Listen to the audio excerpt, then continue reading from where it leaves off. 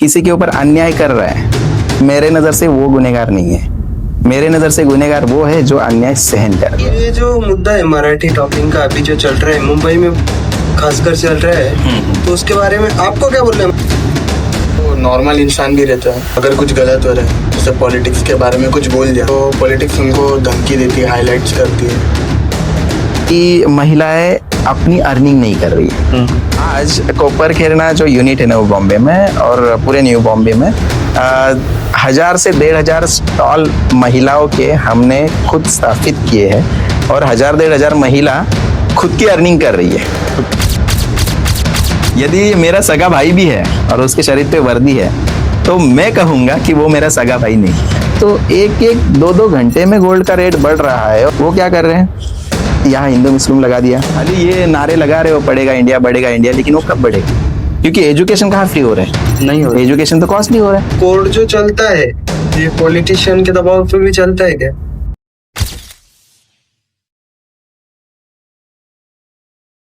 Hi guys, I hope आप सब safe हो और सिक्योर हो। पर आज काफी लोग हैं जो अनसेफ और अनसिक्योर फील करते हैं, तो उन ऐसे लोगों के लिए हम ऐसे इंफॉर्मेटिव वीडियोस लेके आए हैं जिससे उनको एक इंफॉर्मेशन पास हो कि फर्स्ट स्टेप ऑफ एफआईआर क्या होनी चाहिए।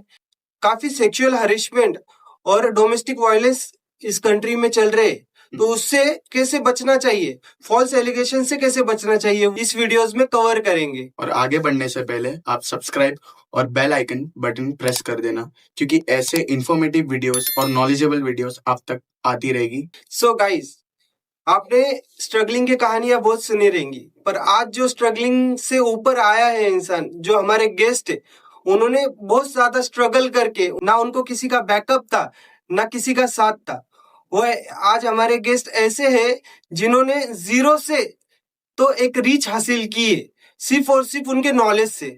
सो let's meet advocate mister Rajendra Kadam. Hello sir. Hello, hi, नमस्ते।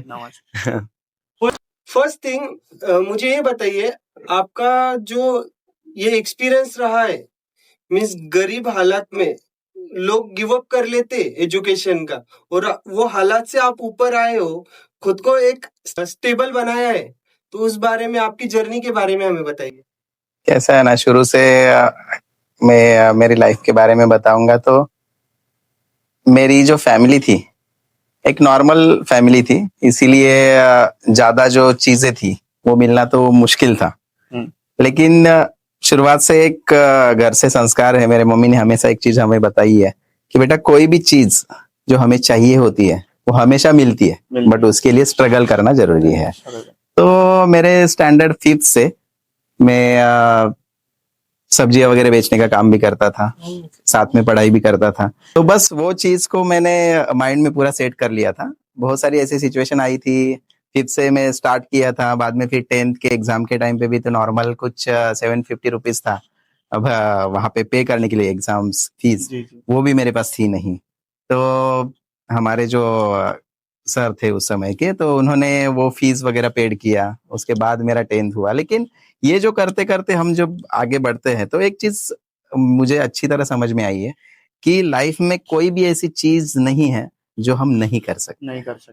और मेरा तो ये यहाँ तक मानना है कि कोई भी सिचुएशन किसी के भी लाइफ में आती है तो वो कुछ सिखाने के लिए आती है, और उससे हमें कुछ तो सीखना है और आगे बढ़ना है। हमारा जब एम डिसाइड हुआ है ना, हमको ये करना है तो बस करना है। तब ये नहीं सोचना है कि हमें कौन क्या बोल रहा है, वो क्या बोल रहा है, ये क्या बोल रहा है, क्योंकि लोगों के थिंकिंग के बारे में सोचोगे।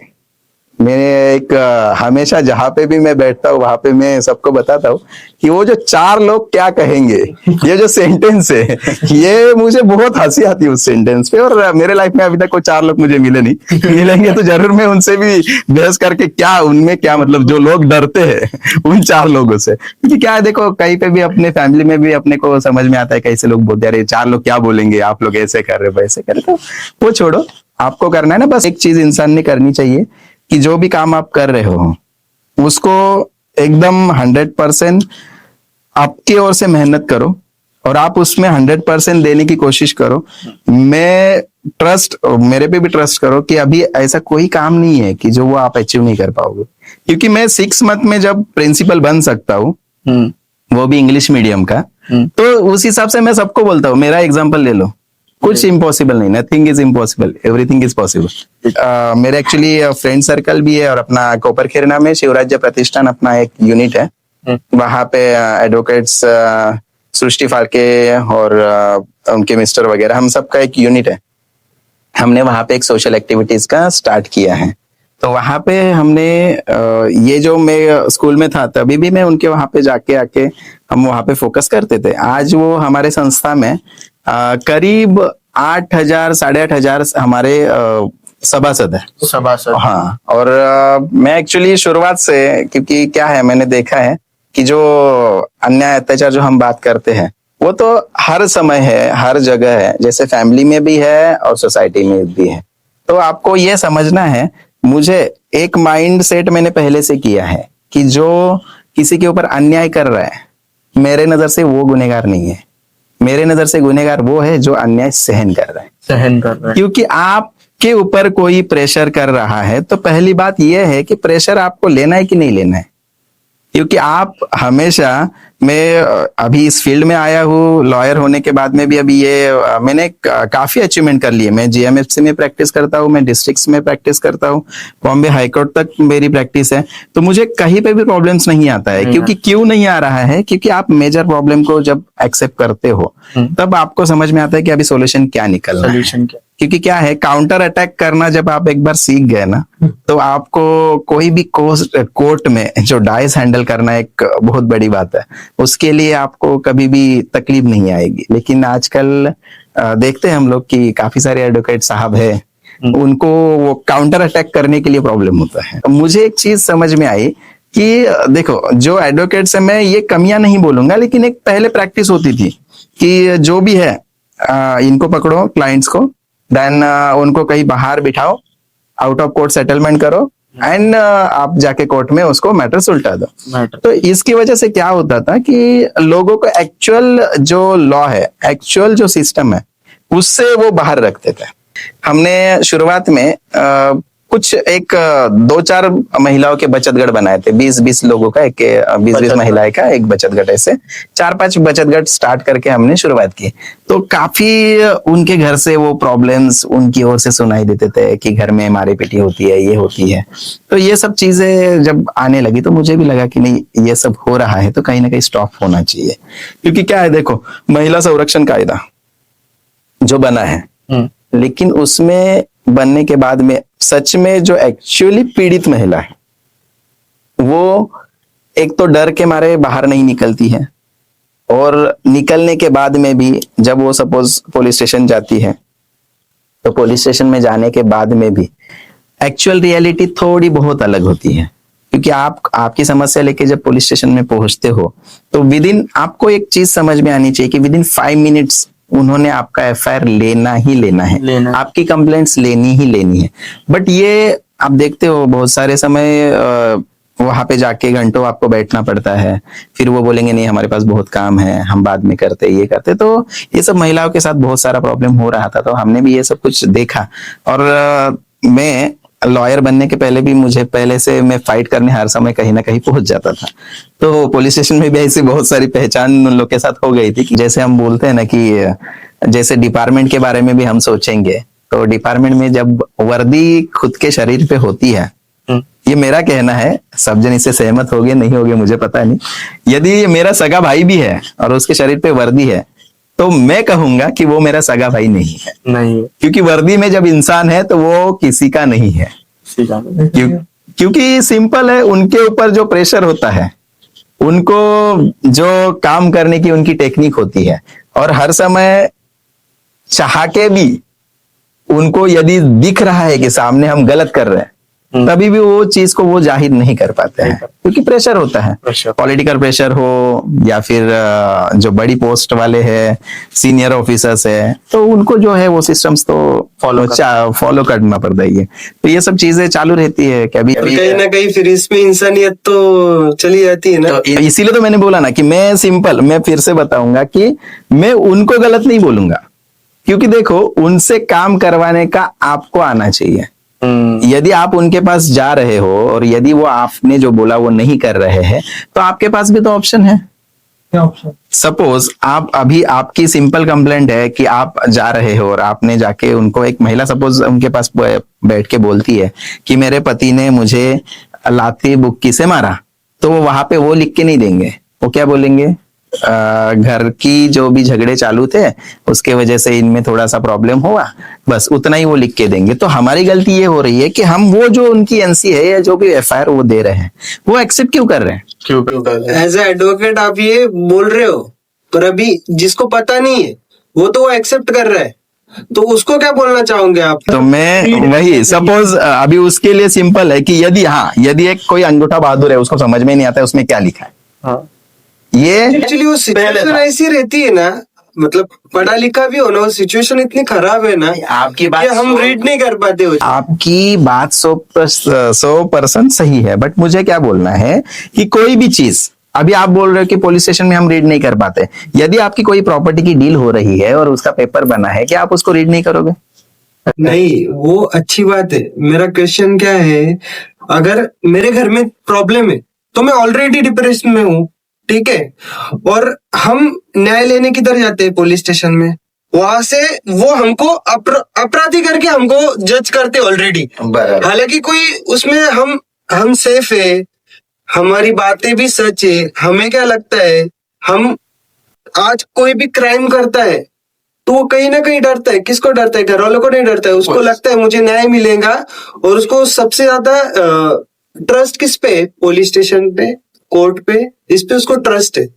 फिर वो ट्रस्टफुली वो पुलिस स्टेशन में जाता है उसका एफआईआर दर्ज करने के लिए, और वहां से उसको गाली मिलती है, ठीक है, उसको गाली मिलती है, उसको ही अपराधी ठहरा दिया जाता है, पता नहीं आगे क्या होगा, तो उससे और ज्यादा वो डिप्रेस हो जाता है। तब वो जो आपने जो बताया वो एफआईआर वगैरह होती है, तो उस टाइम पे वो रीड नहीं कर पाता है, उसको लगता है कि यहाँ पे कुछ नहीं होगा मेरा, ऐसा क्यों लगता है? वही चीज मैं बोल रहा हूँ कि यदि उसको लग रहा है कि मेरा यहाँ पे कुछ नहीं होगा, तो पहला एक थोड़ा सा क्या है कि हम थोड़ा कॉन्स्टिट्यूशन की बात करते हैं। कॉन्स्टिट्यूशन पे जब हम जाते हैं तो कॉन्स्टिट्यूशन किसी एक के लिए नहीं बना है, बराबर। कॉन्स्टिट्यूशन के आगे कोई जेंडर भी फिक्स नहीं है, बराबर। कि वहां पे ऐसा है क्या कि जैसे अभी आज हम देख रहे थर्ड जेंडर भी है, मेल भी है, फीमेल भी है। क्या जो भी लॉ है वो तीनों के लिए इक्वल है, पहली बात, बराबर। तो मतलब सिंपल है कि जैसे सिचुएशन हम बोल रहे हैं कि अभी पुलिस स्टेशन में जाते हैं और हमको सामने से ऐसा हो रहा है, तो मुझे ये बोलना है कि देखो आपको कहीं ना कहीं पे आवाज उठाना ही पड़ेगा, या नहीं तो ये आपको ऐसे ही दबाया जाएगा और हम दबते जाएंगे। सिंपल है, मेरा कॉन्स्टिट्यूशन पे पूरा ट्रस्ट है। एज अ लॉयर मैं आपको बताता हूं कि कोर्ट में ऐसी कोई चीज जो है वो, मतलब आप यदि प्रेजेंट करने में कम हो जाते हो या फिर आप कम वहां पे पड़े हो, तो ही आपके खिलाफ वो जो भी सामने से रिजल्ट आने वाला है वो आपके सामने आएगा। अभी वो सब चीजों के लिए भी प्रॉब्लम ये क्रिएट होती है कि जैसे सिंपल है, लॉयर हो या डॉक्टर हो, उसके पास जो भी कोई मरीज जा रहा है, जो भी कोई क्लाइंट आ रहा है, उसने सारी सच्चाई यदि उनको नहीं बताई होगी तो उसमें से जो भी लो फॉल्स होते हैं उसके ऊपर वो वर्कआउट नहीं कर पाते हैं। और बहुत सारी केसेस में, सपोज मेरी लाइफ में तो आज तक नहीं हुआ ऐसा, क्योंकि सिंपल है, कोई भी केस को हम लोग जब हाथ में लेते हैं, किसी भी क्लाइंट को हम जब बात करते हैं, क्योंकि ये जो आप जैसे आपने बोला कि पुलिस स्टेशन में जाते हैं, वहां पे हमारी गलती नहीं, तभी भी हमको उल्टा सुनाया जाता है। और यहाँ तक आपने तो इतना ही बोला, मैंने यहाँ तक सुना है लोगों के मुंह से कि गालियां भी दे देते हैं और सीधा उनको, मतलब जैसे ऐसे सिटिंग भी नहीं करते हैं, चलो वहां बैठो, नीचे बैठो। क्योंकि एक सिंपल है, एक चीज सबके माइंड में क्लियर होनी चाहिए, पुलिस स्टेशन को जो भी गुनाह उन्होंने, जो भी उन्होंने अपराध किया है, उसको बस नमूद करने के राइट्स है। एफआईआर हो, एनसी हो, जो भी है, मतलब पेपर वर्क करने के राइट्स पूरे पुलिस को है, स्टाफ को है। बट सिंपल है, मुझे एक चीज आपको यहाँ गौर करके मैं बताऊंगा कि देखो, कोई भी एफआईआर में यदि आपको उन्होंने आरोपी बनाया है, पहली बात तो यह है कि आप आरोपी नहीं होना। तो देखो सिंपल बात, जैसे आपने बोला ना कि वो गाली देते हैं, ये करते हैं, सब जगह ये होने वाला है। वो क्यों होता है पता है? कि जब हम सामने वाले को दबाना जाएंगे ना, जब हमने एक आवाज दिया वो दब गया, तो इसको ये पॉइंट उसने समझ लिया, तो और वो ऊंची आवाज में बात और करने बात ही वाला है। फिर मारने भी लगते हैं। वही तो, ये जो चीजें होती है, तो मुझे क्या बोलना है, अभी देखो आपने जो बोला कि मारने का भी बात है, हाँ। बहुत सारी केसेस में ऐसा होता है, जब एफआईआर होते हैं और एफआईआर होने के पहले भी हाथापाई हो जाती है। तो जो पुलिस स्टेशन में जाने के बाद में हमें उनकी ओर से वो बोलते कि गालियां भी दी, इन्होंने हमको मारा भी, बेल्ट से भी मारा, ये ठीक है। तो जब आपको मारा और जब आपको एक आरोपी, जब उसके ऊपर गुनाह, कोई भी अपराध उसके ऊपर दाखिल हो जाता है, तो उसको एक प्रोसेस है, जो भी आरोप उसके ऊपर हुआ है, लगा हुआ है, पहली तो ये थोड़ी सी प्रोसेस भी थोड़ा समझ लो, क्योंकि ये देखो जब एफआईआर बनता है, तो कोई भी पुलिस स्टेशन में जब एफआईआर बनता है, 24 आवर्स में वो एफआईआर नजदीकी जेएमएफसी कोर्ट में जाना ही चाहिए। बल्कि नहीं जाता है, बल्कि नहीं जाता है, क्योंकि ये किसी को पता भी नहीं है। और ये क्या होता है, जब 4-5 दिनों के बाद वो आता है, फिर ये बंदे को लेके आते हैं और जज साहब सामने से पूछते हैं, आपको पुलिस स्टेशन से कुछ तकलीफ तो नहीं है? तो जो मुद्दा आप बोल रहे हो कि वहां पे मारा है, ये है, तो मुझे इतना ही बोलना है, आपको उस समय पुलिस वाले पे भरोसा रखना है कि जज साहब पे रखना है? जज साहब। तो हम उस समय गलत काम करते हैं, क्योंकि पुलिस वाले ने मारा तो रहता है, ये सब चीजें होती भी है, और वो बोले भी रहते हैं बाद में कि वहां पे देखो आप बताओगे तो बाद में पीसी तो हमारे पास ही आने वाली है। तो मुझे ये बोलना है कि हम सिस्टम से डर रहे हैं। सिस्टम से डरो, मैं उससे पूरा 100% सहमत हूं। सिस्टम से आप डरो, लेकिन मुझे एक ही बात बोलनी कि यदि आप गलत नहीं हो, तो आपको कुछ भी हो, सच के साथ रहना है, तो भाई थोड़ा तकलीफ तो सहना पड़ेगा, बात पे निर्भर रहना पड़ेगा। अगर जज साहब ने मतलब 5 मिनट ही हम उनके सामने रहने के, बराबर, उधर से निकल जाएंगे, तो जब वापस वो हम पे मतलब अगर हमने पुलिस के खिलाफ बोला तो वो टॉर्चर करेंगे, मैं तब फिर क्या? हाँ, मैं वही चीज आपको बोल रहा हूँ कि जैसे आप सामने आ जाते हो, तो आपका लॉयर आपको हायर करना है, उसी समय आपको लॉयर हायर करना है, आपको जिस पे भी ट्रस्ट है। जब आप वहां पे हो, तो उनके सामने जो चीजें होती है, तो आपके लॉयर्स भी आपके रिप्रेजेंटेटिव बन के सामने वो चीजें रखते हैं कि साहब हमको ये तकलीफ पुलिस स्टेशन में हो गई है। तो वैसे डायरेक्शन जज साहब उनको देते हैं रिटर्न में कि इनको आपको मारने की राइट्स नहीं है, क्योंकि क्या है, वो सारे केसेस में नहीं होता है, वो ऐसी बहुत कॉम्प्लिकेशंस जो केसेस है, जैसे कि रेप केस हुआ है, ये हुआ है, तो उस चीज में ये जो आप बोल रहे हैं कि ये चीज सब चीजें होती है, वरना नहीं तो लोग सोचेंगे कि हर एक केस में हमको लेके जाके मारते पीटते, ऐसा कुछ नहीं है। जैसे आपने बोला कि पुलिस स्टेशन में मारपीटी होती है, ये होता था, क्योंकि अभी आपको भी पता होना चाहिए, आपको पुलिस स्टेशन में आपके हाथ में जो एंड्रॉयड मोबाइल आप यूज करते हो, उसका वीडियो करने का पूरा राइट्स है। फिर पुलिस स्टेशन वाले उसके ऊपर ऑब्जेक्शन नहीं ले सकते। पर उन लोग फोन छीनने की कोशिश करे तो? ये होता था, वही मैं चीज बोला, ये पहले होता था। जैसे कि एक सिंपल बात है, यदि ये जो डर अपने मन में पब्लिक के बैठा रहता है कि नहीं अभी मुझे पुलिस स्टेशन में बुलाया, अभी मुझे ये करेंगे, मेरा फोन खींच लेंगे, मेरा सिंपल बात है, आपको वहां जाने के टाइम में भी किसी एक अच्छे लॉयर को साथ में लेके जाना है।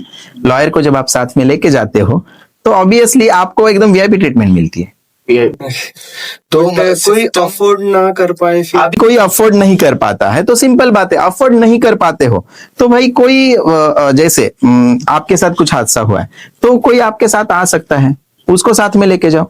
और जब आप बात कर रहे हो, तो सामने वाला बंदा वीडियो कर सकता है, वो रोक नहीं सकते हैं, क्योंकि पुलिस स्टेशन भी हमारे लिए बना है, ये सिस्टम जो बनी है वो हमारे लिए बनी है। और सब चीज समझनी है, ये गवर्नमेंट के जितने भी एम्प्लॉइज है, उनको हम सैलरी दे रहे हैं, जो भी हमारी ये जो डिडक्शंस होती है, वो कहाँ जाती है? गवर्नमेंट की तिजोरी में, और गवर्नमेंट की तिजोरी से इनको पगार मिलता है।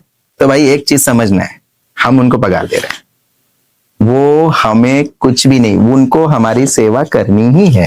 और सिंपल बात है, देखो मैं वही चीज बताऊंगा कि मेरा एक्सपीरियंस बताता हूँ, जिस पुलिस स्टेशन में मैं गया, जिस बड़े बड़े ऑफिसर से मैं मिला, मुझे कहीं पे भी डिमोटिवेट वो लोगों ने किया नहीं। और मुझे नहीं लगता है कि जो कुछ चीजें ऐसे लोगों के मन से मैं जब सुनता हूँ या फिर मुंह से सुनता हूँ कि ऐसा हुआ वैसा हुआ, सिचुएशन क्या होती है ना कि देखो हर समय इंसान की मेंटेलिटी क्या है वो किसी को पता नहीं होती है।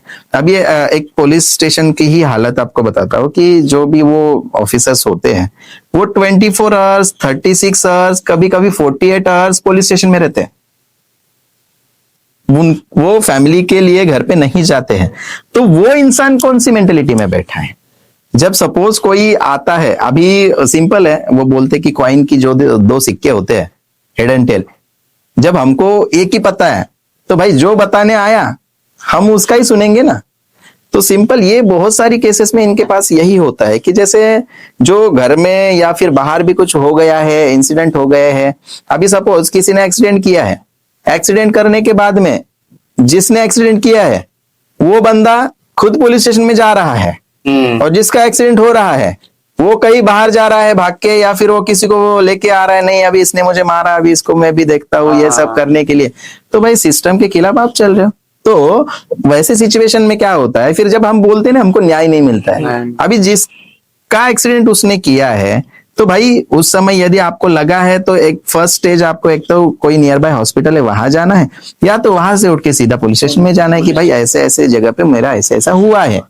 तो पुलिस आपको कोऑपरेट करेंगे, लेकिन बल्कि आप उस समय नहीं जाओगे और उन ड्राइवर पहले जाके पहुंचाए कि सर मेरे से ऐसा ऐसा गलती हो गया, एक्सीडेंट हो गया।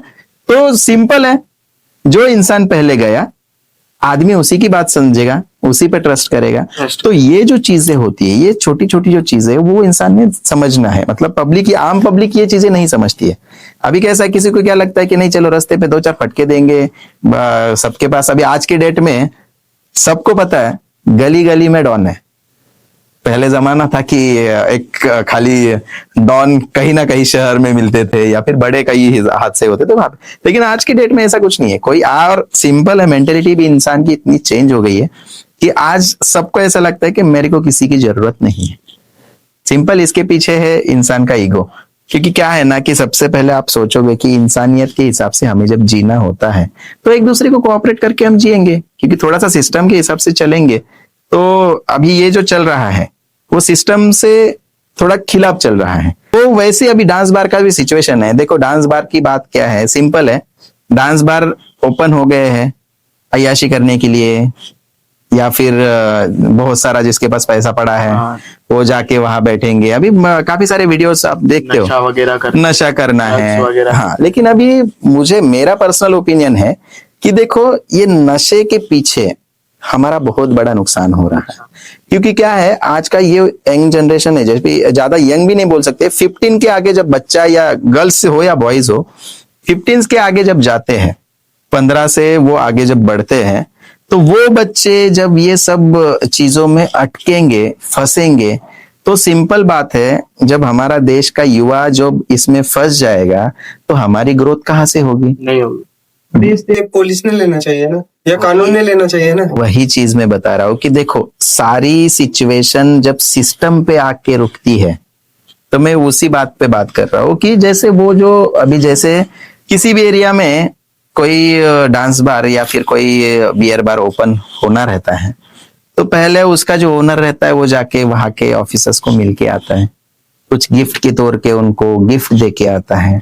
तो सिंपल होता है, अभी जैसे उसको अर्निंग करनी है, उसको महीने का 10 लाख रुपए कमाना है, तो भाई मैं तो कहूंगा ओपनली कि उसको 10 लाख रुपए कमाना है, तो 1 लाख रुपए गिफ्ट में देने में उसको कहा जा रहा है? तो हफ्ता लेंगे। तो ये सारी जो चीजें होती है, अभी हफ्ता लेना देना, जैसे लेने वाला प्रॉब्लमेटिक है वैसा देने वाला भी प्रॉब्लमेटिक है। लेकिन जो बोलते हैं देगा नहीं तो चलेगा ही नहीं ना। वही तो चीज मैं बोल रहा हूँ ना। तो जब इतनी सारी इनकम सोर्सेस है, इतनी सारी इनकम सोर्सेस है, तो हम क्यों ना वो सब छोड़ के अच्छी इनकम सोर्सेस करने लगे? क्योंकि अर्निंग ही करना है, ओवरऑल सब चीजों से हमें पैसा ही कमाना है। तो पैसे कमाने के लिए जो अच्छे वेज है तो हम उसकी की अभी सिंपल है। आपको एक बात पता होगी नहीं होगी मुझे पता नहीं है, जिसका भी सपोज बियर बार होता है, वो बंदा उसके अंदर की बियर कभी नहीं पिएगा, या फिर वो बियर पीता भी नहीं होगा। लेकिन जो बियर पीने आता है वो खुद का घर बेचेगा लेकिन बियर पीने आएगा। तो ये जो चल रहा है, तो हम सब सोचेंगे ना कि अभी मैं काफी सारे मैटर्स भी देखता हूँ, कोर्ट में भी आते हैं, ये व्हाइट पाउडर मिलती है, गांजा मिलता है, बाद में गुटखे मिलते हैं, ये सब सारे चीजें जो मिलती है, मुझे एक ही चीज बोलना है कि मिलने के बाद में भी क्या होता है और क्यों ये बढ़ रहा है। क्योंकि मिलता है, सपोज मिला 10 किलो, तो फिर यहाँ बताया जाएगा 1 ही किलो मिलेगा, या 1 ही किलो मिला है, या फिर थोड़ा सा 400 ग्राम मिला है, 500 ग्राम मिला है। वो क्यों? क्योंकि सिस्टम को दिखाना भी है, हमने पकड़ा, और उस जिसको पकड़ा है उसको बाहर भी निकलना है। तो फिर वो उसको बाहर निकलने के लिए कितना दिखाना चाहिए कि 400 ग्राम दिखाओ, 500 ग्राम दिखाओ, तो उसको बेल मिल जाएगी। तो ये सब जो चीजें हो रही है ना, तो मुझे वही चीज लगती है कि अभी इसमें इफेक्ट होता है अपनी यंग जनरेशन पे। अपना यंग जनरेशन जब इसमें अटकेगा, फंसेगा, और जब वो उसके एडिक्ट हो जाएगा, अभी जैसे ये मोबाइल बहुत अच्छी चीज नहीं है। आज छोटे से लेके बड़े तक हम साथ में भी बैठे हैं, तो हम एक दूसरे से बात करना पसंद नहीं करते, बल्कि हम मोबाइल में घुस के बात करना पसंद करते हैं। या फिर उसमें भी बहुत सारी ऐसी गेम्स है, हम उसके एडिक्ट हो गए हैं। अभी हालांकि मैंने 4-5 महीने पहले एक केस अपने नवी मुंबई में भी हो गया कि एक छोटा लड़का है 3 साल का, उसको मोबाइल नहीं दिखाएंगे ना, तो वो ना आंख खोलता है ना खाना खाता है। तो ये जो एडिक्शन हो गया है, तो उसके लिए जिम्मेदार उनके पेरेंट्स है। क्योंकि पहली तो बात सिंपल, अभी 1-2 महीने के बच्चे को भी लोग मोबाइल चालू करके रख देते हैं और बोलते हैं अरे नहीं वो खेल रहा है, हंस रहा है। तो सिंपल है, पहले जमाने में थोड़ा सोचो, जब हमारी दादी थी, नानी थी, क्या वो हम उनके साथ खेलते नहीं थे, हम उनके साथ बातें नहीं करते थे, वो हमको कहीं घुमाने नहीं लेके जाती थी, या फिर वो कुछ स्टोरियां नहीं बताती थी। लेकिन आज के सिचुएशन पे ऐसा हुआ है, सबको कमाना है पैसा, और पैसे के पीछे जब दुनिया भाग रही है, तो सिंपल है, वो पैसा इंसान को ऐसी जगह लेके जाता है, तो वहां पीछे कोई नहीं दिखता है, बस आगे सब कुछ दिखता है, अपनी फैमिली में। तो यही चीज हो गई है। और आज पैसे के चक्कर में ना, जैसे हम बोल रहे हैं ना कि ये जो हमारी संस्थाएं है, जैसे एक संस्कार के बारे में हम सोचते हैं कि लग्न संस्कार जो है, और एक अपनी कुटुंब संस्था, ये जो 2 संस्कार बहुत बड़े जो है, मुझे ऐसा लगता है कि जब हम उसके ऊपर ध्यान नहीं देंगे, हम उसको एकदम गंभीर से नहीं देखेंगे, तो वो पूरी तरह ना देखो सिस्टम से बाहर जा रहे हैं। क्योंकि आप देखो पहले जमाने में सब जन एक साथ रहना पसंद करते, लेकिन आज सोचोगे 21वीं सदी की जो हम बात कर रहे हैं, 21वीं सदी में सिंपल है, घर के 2 लड़के हैं, तो 2 लड़के जो माँ बाप ने घर लिया है उसमें नहीं रहेंगे। जब उनकी शादी की जाएगी, वो लड़का मियाँ बीबी दोनों अलग जगह रहेंगे, और वो लड़का अपना फ्लैट लेगा, सेम दूसरा भी अपना फ्लैट लेगा। तो ये सब जो चल रहा है, मतलब मैं तो सिंपल बोलूंगा कि देखो पहले जमाने में हम वाड़ियों में रहते थे, गांव में जैसे ऐसे छोटे छोटे घर रहते थे। उसके बाद हम थोड़ा शहर में भी आ गए, तो हम ऐसे चौल में रहने लगे। तभी तक भी ठीक था, क्योंकि वाड़ियों में भी एक दूसरे से बातचीत होती थी, कुछ लेन देन होता था, कुछ प्रोग्राम होता था, सब एक साथ में आते थे, तो सब मतलब वो चलता था। चौल में आए तो चौल में भी चलो बेटर हो गया, ठीक है, अर्निंग होने लगी, ये सब होने लगा। शहर में आए, एक बंदा कमाने लगा, बाकी सब साथ में रहने लगे, आजू वाला बाजू वाला सब बातें होती थी, कुछ घर में बनता था नया पुराना कुछ अच्छा खासा, तो हम एक दूसरे को शेयर करते थे। लेकिन आज जो ये फ्लैट सिस्टम हो गई है, मैं बोलूंगा, और ये मेरा ओपिनियन है, 100% हम इसमें फ्लैट हो गए। क्योंकि आज ऐसी सिचुएशन है, हम इस फ्लैट में रहते हैं, तो अब हमारे बाजू वाले फ्लैट में कौन रहता है ये भी हमें पता नहीं, उसके साथ क्या हो रहा है ये भी हमें पता नहीं। और ये क्यों हो रहा है कि अभी हमारे घर में, हम फ्लैट में जब मियाँ बीबी और हमारा बच्चा रहता है, हम तीनों चारों इंसान जब रहते हैं, तो हमारे पास उनको समय देने के लिए, छोटों को समय देने के लिए कोई बचा है क्या? नहीं। तो पेरेंट्स एज अ पेरेंट्स क्या करते हैं कि चलो हमको दोनों को कमाने जाना है, तो पहली बात बेबी सिटिंग्स वाले, उनका मस्त चल रहा है, क्योंकि उनको क्या करना है, बच्चा आपका, आपने छोड़ दिया, पैसा दे दिया, उनका काम चल रहा है। उसके बाद आपको अभी गवर्नमेंट के कोई भी स्कूल में हमको एडमिशन नहीं लेना है, हमको सबको चाहिए इंटरनेशनल स्कूल। मैं उसके खिलाफ नहीं हूं, मैं कि जो बच्चा, जब माँ बाप ही उसको समय नहीं दे पा रहे हैं, हम जब फॉरेन कंट्रीज को हम कहते हैं कि फॉरेन कंट्रीज में ऐसे ऐसे हो रहा है, वहां पे शादियां होती नहीं है, वहां पे फैमिलीज नहीं टिकती है, या फिर वहाँ मैं तो हंसी मजाक में बोल भी देता हूँ कि फॉरेन कंट्रीज में तो शादी के पहले डिवोर्स हो जाते हैं, क्योंकि वहाँ शादी ही नहीं होती तो डिवोर्स का सवाल ही नहीं है। जिसके साथ जम रहा है उसके साथ रह गया, 4-5 साल रहते हैं, सपोज यदि कुछ होता है बच्चा तो 5 साल तक उनको दोनों को संभालना है, बाद में वो गवर्नमेंट देख लेते क्या करना है। तो वैसे अपने यहाँ तो नहीं है, लेकिन हम सिस्टम वो फॉलो कर रहे हैं, क्योंकि मियाँ बीबी जब घर के बाहर निकलते हैं, देखो अभी ड्यूटी का टाइमिंग सबकी ड्यूटी 8-8, 9-9 घंटे की भी होगी। हम बॉम्बे की बात करेंगे कि सपोज हम ड्यूटी हमारी 8 घंटे की है, सुबह हमको निकलना पड़ता है 6-7 बजे घर से हम निकलते हैं, तब जाके हम 10 बजे ड्यूटी पहुंचते हैं, क्योंकि ये सब ट्रैफिक, ट्रेन, सब ये सब चीजों का हम कैलकुलेशन करेंगे। और शाम को हम दौड़ के कब घर पे पहुंचते हैं तो 8-9 बजे तक हम लोग घर पे आ जाते हैं। तो जब जाहिर सी बात है कोई भी इंसान दिन भर थक के आता है तो घर में वो बच्चों के पास देखेगा नहीं।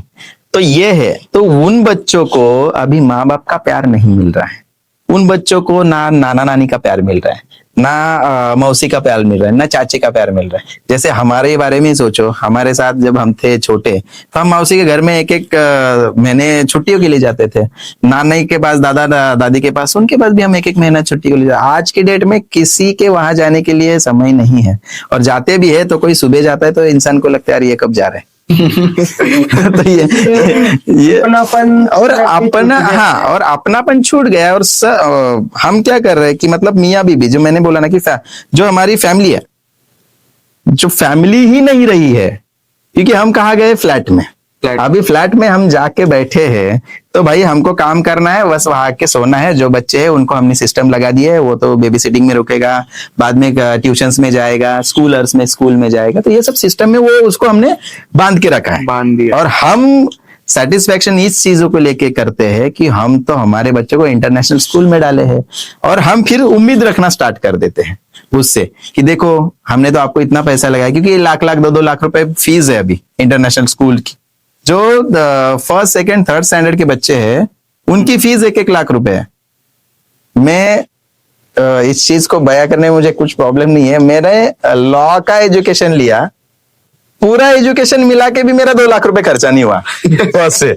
और आज के बच्चे देखा जाओगे तो वो हम अभी छोटे से प्ले ग्रुप के बारे में बात करेंगे तो डोनेशन से 50-50 हजार रुपए।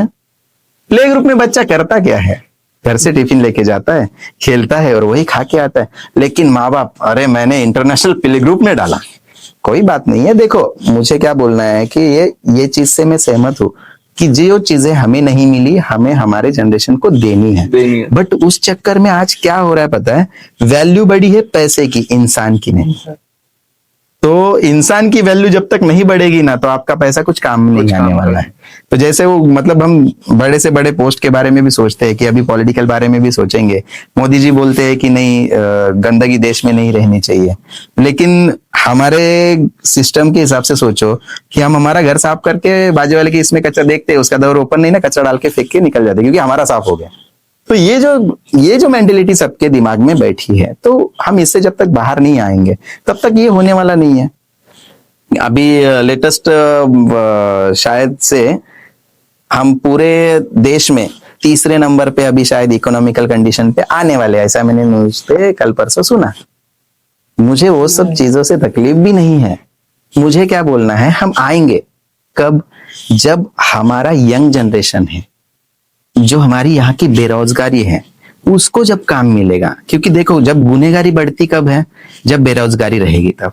क्योंकि सबको काम रहेगा, सबको अर्निंग रहेगी, सब अच्छा खासा कमाने बाहर चला जाएगा, तो ये सब जो हो रही है अपराध, तो वो ऑटोमेटिक कम होने वाला है। क्योंकि अभी क्या है, सबको लगता है कि मेरे पास फोन चाहिए। अभी फोन में भी हमको क्या है, सबको लगता है कि मेरे पास आईफोन चाहिए। अभी आईफोन की प्राइस जैसे 1-1.5 लाख रुपए है और दूसरे फोन की 20,000 है, तो जिस बंदे के पास 20,000 है वो सोचता है मुझे आईफोन लेना है तो क्या करना है, फिर 1 नंबर का काम छोड़ के वो 2 नंबर में घुस जाता है। फिर अपराध बढ़ना चाहते, तो गुनहगारी जो बढ़ रही है, तो ये गुनहगारी कंट्रोल में कब आएगी कि जब सबको रोजगार मिलेगा, सबको काम मिलेगा। लोगों के पास 2 नंबर ऑप्शन क्यों है? 2 नंबर ऑप्शन इसीलिए दिख रहा है क्योंकि क्या है, अभी 2 नंबर इतना सेफ है क्या, इतना सिक्योर है क्या? वही चीज मैं बता रहा हूँ। अभी देखो 2 नंबर की बात हम कर ही रहे, तो अभी महिलाओं के बारे में हम जस्ट बात करेंगे। उन्होंने एक अच्छा खासा 2 नंबर का ऑप्शन ढूंढ लिया है। आप बोलोगे कैसे? सिंपल है। आज की डेट में जो भी महिलाएं, जो भी लड़कियां शादी करती है तब वो ये सोच के शादी नहीं करती है कि मुझे जिंदगी भर उस घर में रहना है। पहले तो वो ये देखती है कि उसका खुद का घर है क्या, लड़के का। दूसरी बात, तेरे पास बैंक बैलेंस है क्या, क्योंकि मुझे शादी के बाद घूमने जाना है। तीसरा, मतलब वो अच्छी जगह फंसा है कि नहीं फंसा है, क्योंकि जब वो खुला रहेगा, मतलब सपोज उसका जॉब ऐसा रहेगा कि दिन भर वो मेरे पीछे ध्यान देगा, तो भाई मेरी लाइफ तो नहीं रहेगी। और ये सब जो चीजें हैं, एज एक्चुअली महिलाओं का जो महिला संरक्षण कायदा है, हम उसके बारे में जब बात करेंगे कि वो सच में ऐसे महिलाओं के लिए बनाया गया है कि जो आज भी पीड़ित है। क्योंकि जब हम हमारे सिस्टम के बारे में सोचेंगे तो हमारे घर की जो महिलाएं हैं, थोड़ा सोचेंगे या फिर हम थोड़ा बैक में चले जाते हैं, तो देखो एक वो सिस्टम में अटके हैं। जैसे गर्ल जब घर में है, लड़की जब अपने घर में है, तो वो पहले अपने पिताजी से डरती है, थोड़ी बड़ी हो जाती है तो अपने भाई से डरने लगती है, फिर हम उसकी शादी करते हैं, फिर वो अपने हस्बैंड से डरने लगती है। मतलब ये जो है ना, एक सिस्टम में अटके थे, ये सिस्टम से निकल के वो सिस्टम में, वो सिस्टम से निकल के ये सिस्टम में। वो तो अच्छा है ना, वही चीज मैं बता रहा हूँ। अभी वो अच्छा है, हमें ऐसा लगता है, लेकिन एज पर कॉन्स्टिट्यूशन फ्रीडम सबको है। मुझे क्या बोलना है कि मॉनिटरिंग करना जरूरी नहीं है। डरना मीन्स फ्रीडम हाइड हो रहा है, ऐसा नहीं है ना। तो एक्चुअली वो सिस्टम में क्या होता है कि जैसे अभी पिताजी के यहाँ दबे हैं, हाँ हम 100% इस बात से सहमत है कि पिताजी गलत नहीं करेंगे, भाई गलत नहीं करेगा, आदमी गलत नहीं करेगा, या फिर उसका बेटा भी गलत नहीं करेगा। ये जो 4 सिस्टम में वो अटकी है। या फिर हम थोड़ा सोचेंगे कि जैसे सिस्टम के जातीय व्यवस्था के हिसाब से सोचेंगे, आज भी ऐसी बहुत सारी समाज है कि उसमें महिलाएं को आगे भी नहीं आने देते। तो वो सब जब सोचा जाता है एज पर कॉन्स्टिट्यूशन, तो ये जो महिला संरक्षण कायदा है, ये जो हमने किया है, उसमें पूरे राइट्स क्या दिए हैं। उसमें ये नहीं बोला है कि आपको फ्रीडम दिया है तो इसका मतलब आप सामने वाले को उसका गलत इस्तेमाल करो। तो ऐसी जो महिला है, आज हम भी आज ऐसी महिलाओं को जो हमारे पास आती है कि सच में ये हुआ है उनके साथ, हमें बिलीव नहीं होगा, आज भी महिलाओं को पैसे के लिए मारा जाता है। डाउरी सिस्टम जो बहुत सारे दिन पहले क्लोज हुई है, उसके लिए आज भी महिलाओं को फोर्स किया जाता है कि तू घर से लेके आओ। और अभी गोल्ड के बारे में हम सोचेंगे तो गोल्ड, अभी देखो पहले जमाने में गोल्ड लेन देन तो इजी था। आज जरा सोचेंगे तो 1-1, 2-2 घंटे में गोल्ड का रेट बढ़ रहा है और लाखों रुपए हो गया है। तो भाई सामने वाले को 1 तोला भी देना है तो उसको पूरा 1 लाख रुपए लेके आना है। तो आज सीन ये हो गया है कि पैसे की वैल्यू बढ़ी है, इंसान की वैल्यू नहीं बढ़ी है। इंसान की मतलब जो बेरोजगारी है, जैसे जो सैलरीज है, अभी जिसकी सैलरी 25-30 है, गोल्ड 1 लाख रुपए हो गया, तो ये इसकी सैलरी बढ़ी है क्या? नहीं। तो जो ये सब चीजें जो हो रही है, तो इसके लिए जो अपना जो राजकीय व्यवस्था है, वो सब चीजों पे फोकस कर रहे हैं? नहीं। वो क्या कर रहे हैं, यहाँ हिंदू मुस्लिम लगा दिया, यहाँ और कुछ गुजराती हिंदी लगा दिया, और कुछ नई जगह जाएंगे तो मराठी हिंदी लगा दिया। सिंपल है। मुझे क्या बोलना है कि उनको तो वो ही करना है, उनको तो वो ही करना है, उनका काम ही है। क्योंकि सिंपल है, वो जो लोकशाही का जो प्रतिनिधित्व है, जो लोकशाही का जो मेंबर हम देते हैं, हम उसको जब वोट करते हैं तो हमारा पूरा राइट्स है, हमको उसको सवाल पूछने हैं। लेकिन सिंपल हमने देखा कि वो 5 साल में कभी हमारे पास कब आता है, जब उसको वोट चाहिए, तब वो आके पैर भी छुएगा, लेकिन उसके बाद वो आपको पैर छुआएगा। ये तो 100% सही है, क्योंकि ये सब चीजें जो होती है ना, तो उस समय हमें समझना है कि ये सब जो चल रहा है, उसके लिए अभी सिंपल है। हम मुझे एक बात बताओ कि अभी ये इतनी सारी जो योजनाएं लेके आए हैं गवर्नमेंट, अभी जैसे ये महिलाओं के बारे में हम सोचेंगे तो कौन लाड़की बहन लेके आए, लाड़की बहन तो अभी वो लाड़की बहन के बारे में मैं तो खुलेआम बोलता हूँ सबके सामने, और मैं यहाँ पे भी बोलूंगा वो चीज। मुझे एक सिंपल बात बताओ, जो महिला पूरे लाइफ जिस पति के साथ रहती है, जिसका खर्चा उसी से करवाती है, जब उसकी नहीं हो सकती है तो 1,500 में क्या ये गवर्नमेंट की होने वाली है क्या? गवर्नमेंट हर महीने 1,500 रुपए उनके अकाउंट में डाल रहा है, और उसके पीछे उनको लगता है कि महिला हमको वोटिंग देगी। भाई ये तो पॉसिबल नहीं है, पर दिया ना, ये चीजें पॉसिबल नहीं है। यही तो मैं चीज बोल रहा हूँ कि इलेक्शन में तो वही काम आया है ना उनके। तो वही काम आया, मैं वही आपको बता रहा हूँ कि जो महिला है, सपोज अभी जिन्होंने भी दिया लास्ट पंचवार्षिक में दिया, हम मान लेते हैं, लेकिन उसके आगे उस महिला को अब ये प्रॉब्लम को तो फेस करना पड़ रहा है कि जो गैस सिलेंडर 500 रुपए में मिलता था, आज कितने में मिल रहा है? 5,000 में। जो शक्कर 20-22 रुपए किलो मिलती थी, आज कितने में मिल रही है? 42-45 में। जो गेहूं पहले 20 रुपए किलो मिलता था, आज कितने में मिल रहा है? 42 या 45। मतलब जो उसका बजट था, जो 1,000 रुपए में घर चलाती थी, तो आज सपोज गवर्नमेंट ने उसको 1,500 दे दिया, लेकिन उसके घर में से जहां 1,000 रुपए में खर्चा होता था, वहां 5,000 रुपए जा रहे हैं।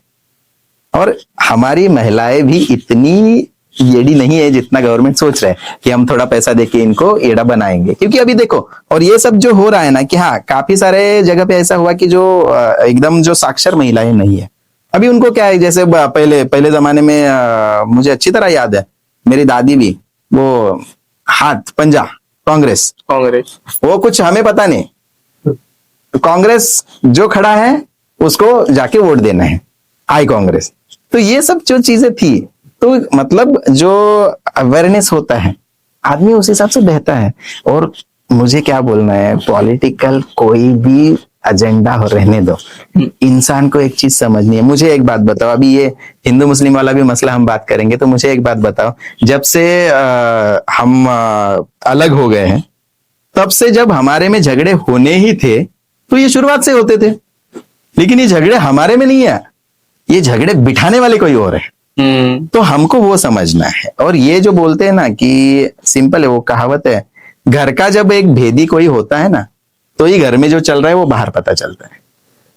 तो जैसे अभी हम एक साथ अच्छे से रहते हैं, तभी भी उनको कुछ ना कुछ ऐसे पॉइंट्स खींच के निकालने हैं, ताकि इनमें और इनमें, अभी बीच में वो शायद मस्जिद के भोंगे वगैरह, वो भी मुद्दा एकदम बहुत चल रहा था। तो सिंपल है, मुझे ये सारी चीजें एजेंडा होती है क्या? तो वही चीज में एक होता है क्या मतलब? तो ये एजेंडा ही फिक्स है, और क्या है। और मुझे एक सिंपल बात बताओ, आप भी इस चीज को अभी समझते हो कि ये सब चीजें हाईलाइट कब होती है? इलेक्शन के टाइम। तो भाई मुझे क्या बोलना है, आम पब्लिक को इतना ही समझना है, वोटिंग के टाइम पे। क्योंकि तो ये जो मुद्दा है मराठी टॉकिंग का, अभी जो चल रहा है मुंबई में खासकर चल रहा है, तो उसके बारे में आपको क्या बोलना है? मतलब मैं एजेंडा छोड़ दो, बट आपका क्या राय है? मराठी के मुद्दे के बारे में हम सोचे जाएंगे, तो मुझे एक सिंपल बात बोलनी है कि जैसे हम महाराष्ट्र में रहते हैं, हम कहीं से भी आए, लेकिन हम जब महाराष्ट्र में रहते हैं और महाराष्ट्र में हमको रहना है, तो सिंपल बात है, मैं यदि राजस्थान से आया हूं तो मुझे कच्छ बोलना जरूरी नहीं है। हाँ ठीक है, हम मेरे घर में बोलेंगे चलेगा, लेकिन जो हम सराउंडिंग में घूमते हैं, तो थोड़ी बहुत तो हमें भी आनी चाहिए। जैसे महाराष्ट्र में रह के महाराष्ट्र के मराठी लोग हिंदी बोल लेते हैं, तो बाहर से आया हुआ भी बंदा मराठी भी बोल सकता है, उसमें ऐसा कोई कंपल्शन नहीं है। लेकिन इंप्रूवमेंट करने की सबके अंदर एक इच्छा होनी चाहिए। लेकिन अभी क्या हो रहा है, ये सब चीजों के हम ध्यान देंगे तो इसमें ईगो जो है इंसान का, मैं क्यों करूं। मराठी वाले कुछ लोग उठ के बोलेंगे कि नहीं मराठी होना चाहिए, हिंदी वाले 4 उठ के बोलेंगे कि नहीं नहीं हम हिंदी में ही बोलेंगे। मुझे क्या बोलना है, ये सब चीजों से हम झगड़ते बैठेंगे तो उसमें बेनिफिट हमारा नहीं हो रहा है, जिसने झगड़ा बिठाया है उनका हो रहा है, पॉलिटिक्स का। तो भाई सिंपल है, आप भी थोड़ा सा ट्राई कर सकते हो ना। मुझे क्या बोलना है कि जैसे अभी मैं मेरा एग्जांपल बताता हूँ। मैं प्योर मराठी मीडियम से था, मैं इंग्लिश भी अच्छी खासी सीख ले रहा, अच्छा खासा बोल लेता हूँ, हिंदी भी मैंने अच्छी खासी सीख ली है। तो जरूरी नहीं है ना कि मैं इंग्लिश मीडियम में पढ़ना चाहिए था, या फिर मैं ऐसा है तो फिर मैं कहीं यूएसए जाके पढ़ के आना चाहिए था, या तो फिर मुझे हिंदी सीखनी तो फिर मुझे उत्तर प्रदेश जाना था। सीखने की इच्छा होनी चाहिए, सीखने की इच्छा इंसान के अंदर हो तो ये होगा। और मुझे क्या बोलना है कि चलो ठीक है, महाराष्ट्र के लिए ये बात निकल रही है कि मराठी का मुद्दा है, तो चलो ठीक है ना, मुझे इतना ही बोलना है, क्यों ना हम सब मराठी बोलने की ट्राई करें। और हो भी सकता है ना, कंपल्सन किसी के ऊपर नहीं है, बट थोड़ा हम ट्राई करेंगे तो होगा। जैसे हम अभी महाराष्ट्र की बात करेंगे या फिर मुंबई की बात करेंगे कि अभी जैसे कुछ शॉप्स है, शायद जैसे कपड़ों के शॉप्स वगैरह बारे में देखा, अभी तो सभी समाज के लोग हैं, लेकिन बेसिकली देखोगे कि गुजराती वगैरह है। तो मुझे क्या बोलना है कि गुजराती लोग, आप जब कपड़ा लेने जाते हो तो आपके साथ क्या गुजराती में बात करते हैं? हिंदी। वो हिंदी में बात करेंगे, या तो फिर वो भी मराठी में अच्छे से बोल लेते हैं। मारवाड़ी जो कारावट का जो किराना माल जो हम ग्रोसरीज जो लेते हैं, वो शॉप्स में आप जाओगे तो क्या वो मारवाड़ी में बात करते हैं हमसे? नहीं। तो ये सब जो चीजें हैं वो इंसान को इंप्रूवमेंट करनी है, और होता है, एवरीथिंग इज पॉसिबल, बट इंसान को करना नहीं करनी चाहिए। इसीलिए मैं बोल रहा हूँ कि सिस्टम को हिलाना है।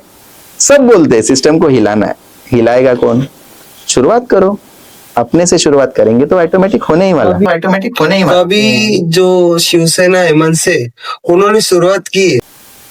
अभी देखो, मैं फिर से बोलूंगा, किसी को तो उठाना पड़ेगा। उन्होंने उठाया है, नहीं। वो सही है क्या गलत? मैं क्या बोल रहा हूँ, उनका जो एजेंडा जो चल रहा है, एजेंडा सही है, बट जो उसके टैक्स हो रहे हैं, जो हम न्यूज में देख रहे हैं कि जैसे किसी को पकड़ के मारा जा रहा है, किसी को करके ये हो रहा है, तो मुझे क्या बोलना है कि देखो, उनका जो मेन एम है वो यदि अच्छा हो, वो यदि सही हो, कि जैसे उनकी एक थिंकिंग है कि महाराष्ट्र में रहते हो तो आपको मराठी आनी चाहिए, हम भी इस चीज को सहमत है।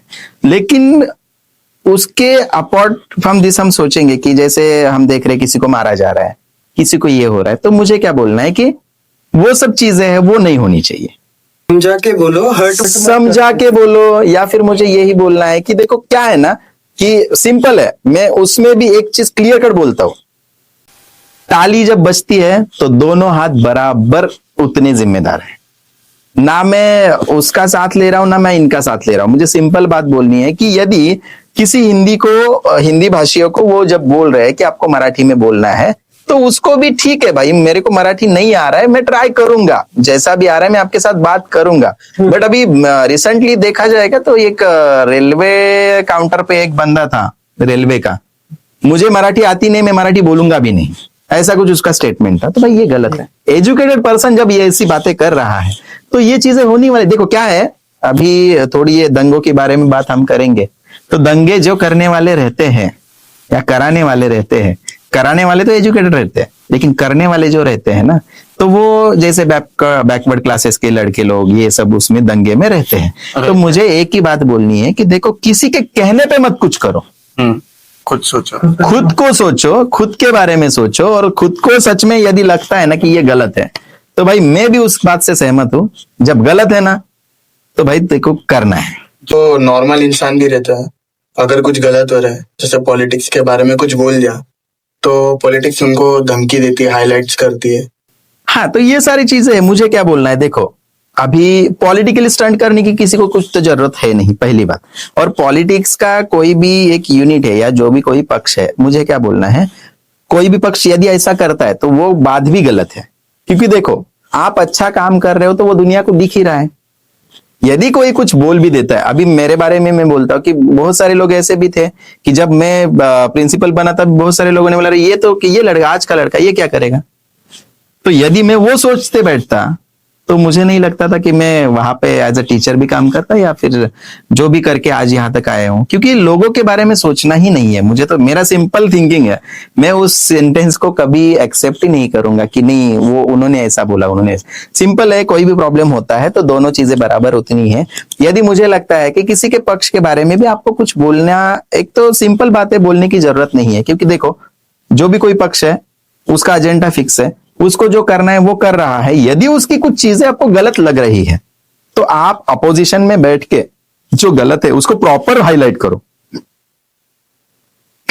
जैसे हम सोचेंगे इसमें हम हमारा जो संविधान वगैरह, ये जो विधानसभा वगैरह रहता है, उसमें एक विरोधी पक्ष नेता है ना, एक सत्ते में बैठा है और एक विरोध करने बैठा है। तो जो विरोधी पक्ष नेता बैठा है, जैसे सत्ते में बैठा हुआ वो बोलेगा कि मैंने आज ये 10 योजनाएं लागू कर दी, तो भाई इसको, इनका काम है ना, आपने 10 योजनाएं तो लागू कर दी, लेकिन हमारे पास बैलेंस कितना बचा है, वो पैसा हम अफोर्ड कर पाएंगे क्या? आप तो अभी बोल रहे हो। तो लेकिन ये जो अपोजिशन में जो बैठे हैं वो जब आवाज नहीं उठा रहे, तो आवाज उठाने के लिए कौन रहता है? हमारे जैसे, आप हमारे जैसे जो लोग रहते हैं नॉर्मली। क्योंकि जो दंगे होते हैं ना, उसमें मैंने देखा है एक्चुअली बहुत सारे लोग जो होते हैं ना, वो एकदम जिनको घर में खाने की चिंता नहीं है, मतलब खाने के लिए नहीं है, लेकिन वो उस जंगे में अटके रहते हैं।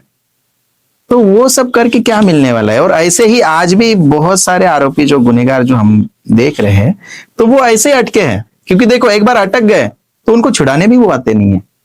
ये सब इसलिए होता है ताकि कोई मजबूर है, पैसे नहीं आ रहे, तो वो गलत कामों में चले जाते हैं। यही अगर एग्जैक्टली आज काम होगा, सब कुछ होगा, तो सबका घर भी चलेगा, एग्जैक्टली सब अपना सिंसियरली काम भी करेंगे। तो मैं मेरा भी बोलने का कहने का मतलब यही है कि हम उस चीज को हाईलाइट ही नहीं कर रहे हैं ना। लेकिन हम सभी जन, मुझे एक बात बताओ, जैसे ये योजनाएं जो निकलती है उसमें ये फ्री दे रहे हैं, ये फ्री दे रहे हैं, ऐसा कौन सा गवर्नमेंट है? चलो मैं आज खुलेआम बोलता हूं कि ऐसा कौन सा गवर्नमेंट है, मैं तो उसको, वो बोलेगा ना मेरे आके पैर पड़ो तो भी मैं रेडी हूं, लेकिन क्यों? जब वो पूरे महाराष्ट्र या पूरे जो भी अपने देश है वहां पे यदि एजुकेशन फ्री करा के दिखा, एजुकेशन, क्योंकि एजुकेशन फ्री कराओ तब पूरे जब पढ़ेंगे, पढ़ेगा इंडिया तो आगे बढ़ेगा ही इंडिया। जब आप खाली ये नारे लगा रहे हो पढ़ेगा इंडिया बढ़ेगा इंडिया, लेकिन वो कब बढ़ेगा? क्योंकि एजुकेशन कहाँ फ्री हो रहा है? नहीं हो, एजुकेशन तो कॉस्टली हो रहा है, कॉस्टली होता है। और ये सब चीजें हैं क्योंकि सब जो पॉलिटिकल पर्सन्स होते हैं, मैं तो मतलब बाबा साहब अम्बेडकर जी ने बोला था कि देखो राजकीय पक्ष जो है वो यही करेंगे, आपको किसी और चीजों में फंसा के रख देंगे, लेकिन मेन जो है एजुकेशन यदि आपको फ्री करा देंगे तो सारे बच्चे पढ़ेंगे और सबको अच्छा खासा जो भी है वो समझ में आएगा कि हमको क्या करना चाहिए, हमको क्या नहीं करना चाहिए। ये जो होता है इंसिडेंट, जो दंगे वंगे होते हैं, आप जो बोले 100% वो सही चीज है, क्योंकि उनको पैसे, क्योंकि उस समय उनको कुछ तो पैसे दिए जाते हैं कि चलो 1500 उनके हाथ में दिए, उनको लगता है कि नहीं चलो ये करना है। लेकिन ये सब हो रहा है तो उसके पीछे एक वजह है कि उनको, मुझे एक ही बात बोलना है, एक दंगे के लिए सपोज उसको 1000 रुपए मिल रहे हैं, तो उस पर्सन को एक चीज समझ में आनी चाहिए कि हमको 5 साल में एक बार जब 1000 रुपए मिल रहे तो हम क्यों जाए पत्थर मारने, बराबर? लेकिन हम उस समय भी वो चीज नहीं सोचते। हम क्या सोचते? 1000 रुपए मिला, हमको जाना है। क्योंकि आज भी हम देखते हैं कि जितने भी पॉलिटिकल इश्यूज है या जो भी ये इनकी संगठन होती है, क्या सच में बताओ इनके सारे पब्लिक इनकी होती है? अरे बहुत सारी तो इसमें मतलब जाने वाले लोग बताते हैं 200 रुपए मिला था हम गए, 300 रुपए मिला था हम गए। तो मुझे ये बोलना है कि देखो, जब आप आपकी वैल्यू नहीं बढ़ाओगे ना तो वो ऐसे ही होने वाला है। आप आपकी वैल्यू बढ़ाओ। इनके जो पॉलिटिक्स हो गए, सेलिब्रिटीज हो गए, इनके खुद के बच्चे यहाँ पर इंडिया में नहीं पढ़ते, वो खुद इंटरनेशनल जाके पढ़ते। ऑब्वियसली ये बात 100% सही है। तो वही चीज मैं बता रहा हूं ना कि अभी सपोज कुछ लोग मराठी के मुद्दे को लेके पकड़ के बोल रहे हैं, लेकिन ऐसे कितने उनमें से जो है, मैं बताओ कि उनके बच्चे आज खुद फॉरेन में पढ़ रहे हैं, ऑब्वियसली। लेकिन ये कहाँ हमारा आम पब्लिक समझ रहा है? हमारे आम पब्लिक को जब सिंपल है, मुझे क्या बोलना है कि गवर्नमेंट से कुछ लेना ही है तो ये ले लो ना, उनको डिमांड ही करनी है तो ये बोलो सारे बच्चे जो भी है पढ़ने वाले सबके एजुकेशन फ्री करा दो, सारी सुविधा बंद कर दो। मुझे एक बात बताओ, आज सब हर इंसान, मतलब हर घर में कोई भी फैमिली ऐसी नहीं है कि जो इंसान कमाता नहीं है, सब कमा रहे हैं। तो क्या जो कमा रहे वो खुद के खाने के लिए खा नहीं सकते? जो गवर्नमेंट ऊपर से गेहूं दे रही है, चावल दे रहा है, ये सब कुछ दे रहा है, तो मुझे क्या बोलना है, दे रहा है वो गलत नहीं है। हाँ, सच में ऐसी कोई फैमिली जो है जो नहीं कर पाती है, क्योंकि अभी कोई हैंडीकैप पीपल्स भी रहते हैं, वो नहीं कर पाते हैं, तो उनके लिए सब रहने दो ना, मैं उसके खिलाफ नहीं हूं। जैसे एजड पर्सन है, अभी एजड पर्सन के भी अभी ये प्रॉब्लम भी हम सोचेंगे ना तो थोड़ा इसकी जड़ भी हमारे अंदर ही है। जो कुटुंब व्यवस्था है, कुटुंब व्यवस्था जब हम शुरुआत से देखेंगे कि पहले कभी ऐसा हुआ था क्या? हमारे दादा दादी हमने कई आश्रम में छोड़ दिए, लेकिन आज हमारी संस्कृति अच्छी रहने के बावजूद भी वो चीज हो रही है। ये चीज हो रही है। हम हमारे माँ बाप को अनाथ आश्रम में छोड़ते हैं और उसके पीछे आपको एक चीज समझ में नहीं आती कि आज आपने उनको छोड़ा, लेकिन आपके भी तो बच्चे हैं, उन्होंने ये सब सामने देखा, तो क्या वो आपको घर में रखेंगे? लेकिन ये सब चीजों में कोई ध्यान नहीं दे रहा है। और इन सब चीजों पे कोई बात भी नहीं कर रहा है, क्योंकि क्या है ना, जैसे हम फार्मर के बारे में बात करेंगे, फार्मर ने यदि सपोज प्याज का रेट बीच में हुआ था 150 हुआ था 200 हुआ था, तभी सब जन बोलते थे प्याज ने रुला दिया, प्याज ने ये सब कुछ किया। लेकिन उसी फार्मर के बारे में हम यदि सोचेंगे कि कभी अभी इतनी बारिश आ जाती है, उनका जो भी कुछ सपोज अभी एक आध उत्पन्न जो निकलने वाला है, जो फ्रूट्स वगैरह रेडी हो गए और बारिश आ गई, इसमें उनका नुकसान हो गया, तो उस समय कभी हमने बोला क्या कि अरे नहीं, उनको कोई किसी ने जाके हेल्प करना है? तो मतलब जो जो चीजों पे बात होनी चाहिए उन चीजों पे बात नहीं हो गई और बाकी चीजों पे बात होती जा रही है। दंगे फसाद तो इसीलिए दंगे फसादे ऐसे तो ये तो होने वाले हैं। मैंने बोला ना कि जब हमारी फैमिली सही कब रहेगी, जब हमारी फैमिली के मेंबर्स 5 मेंबर्स सपोज अपनी फैमिली में है और वो एक साथ है, तो क्या किसी की मजाल है दूसरे के बीच में आके बोलने की? लेकिन जब हमारी जो फैमिली है, ये जो हमारी पूरा महाराष्ट्र है, पूरी इंडिया जो हमारी एक साथ रहेगी, ये पूरी फैमिली जब एक साथ रहेगी, तो भाई कौन आके बाहर से क्या बोलेगा? और हम बोलेंगे ना कि ये सत्ता परिवर्तन वगैरह, इसके बारे में भी सोचोगे ना, तो एक सिंपल बात को समझो ना कि पोस्ट पे कोई भी बैठा तो हुआ क्या, आउटपुट क्या मिला, इसके बारे में सोचो। बस वही हो रहा है कि मतलब कोई पक्ष के बारे में हम अभी ओपनली बोलने की जरूरत ही नहीं, क्योंकि देखो कोई पक्ष का पहला एजेंडा था कि नहीं, हम ये करप्शन के खिलाफ है। काफी हमने देखा, शुरुआत में लगा कि हाँ सच में करप्शन के खिलाफ है, लेकिन थोड़ी दिन के बाद वो अचानक ऐसे होने लगा कि जो करप्टेड पर्सन थे, तो किसी और अलग पक्ष के थे, वो भी उस पक्ष में फिर से शामिल होने लगे। तो फिर कॉमन पीपल भी क्या सोचेगा? मतलब सच में ये भ्रष्टाचार खत्म हो रहा है कि भ्रष्टाचार ही हो रहा है? तो ये सब, और बस अभी फर्क कोर्ट जो चलता है, तो ये पॉलिटिशियन के दबाव पे भी चलता है क्या? नहीं, कोर्ट का जो बात है, कोर्ट का बात किसी भी पॉलिटिकल से कोई भी बड़ा बंदा हो उसके हिसाब से नहीं चलेगा। और कोर्ट के आगे कोई भी हो, कितना भी बड़ा हो, जब सपोज उसके ऊपर कोई इल्जाम है तो उसको उस चौहारी में ही खड़ा होना है, चाहे वो कितना भी बड़ा हो, चाहे कितना भी बड़ा हो। हाँ, पहले कि जो अच्छा प्रेजेंट करेगा उसका मुद्दा अच्छे से हाईलाइट होगा, जज उससे अट्रैक्ट होंगे। ऑब्वियसली। तो जिसके पास पैसा है वो अच्छा लॉयर हायर करेगा तो उसका ही मुद्दा हाईलाइट होगा। नहीं, तो ये पैसे की होंगी या इंसाफ की? वही चीज मैं बता रहा हूँ कि देखो अभी इसी मुद्दे के बारे में हम बात करेंगे कि अच्छा लॉयर और पैसा लेके काम करने वाला लॉयर, ये दो यूनिट सेपरेट है। एक जो है, काफी सारे ऐसे हैं कि फीस भी उनका हम बोल भी नहीं सकते, इतना उनका फीस रहता है, ठीक है। लेकिन मुझे एक ही बात इन सब चीजों में बोलनी है कि पैसा सिस्टम को, ये जो कोर्ट सिस्टम है, इसको हिला नहीं सकता है। हाँ, लेकिन यदि अभी जो आप बोल रहे हो कि जो पेपर वर्क करना है, जो प्रेजेंटेशन करना है, सपोज अभी ये जो पुअर पीपल है और कोई यहाँ पे हमको रिच पीपल मिला है, और ये दोनों में से यदि सपोज इसके पास सब कुछ सबूत है, तो भाई इसके साथ भी खड़ा होने वाला बंदा मिल ही जाएगा ना, मिल ही जाएगा। आज क्योंकि मेरे पास ऐसे भी मैटर्स थे कि उन लोगों की बस पेपर वर्क को खर्चा करने के लिए भी तैयारी नहीं थी, तभी भी वो चीजें हमने की और उनको अच्छे खासे न्याय दिला के वो आज सेटिस्फेक्शन है, आज भी वो लोग हैं। तो मतलब जरूरी नहीं है कि हर पर्सन वैसा करेगा, क्योंकि बिहेवियर सबका अलग अलग है। जज बिकते हैं?